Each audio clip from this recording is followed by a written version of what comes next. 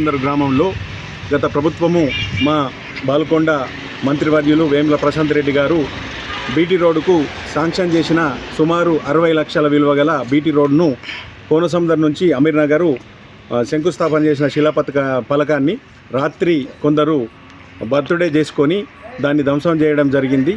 దాన్ని మన కమ్మర్పల్లి ఎస్ఐ గారికి దృష్టికి తీసుకుపోవడం జరిగింది. వారు వచ్చి దాన్ని పరిశీలించి కఠిన చర్యలు తీసుకుంటామని ఫిర్యాదు కూడా తీసుకోవడం జరిగింది.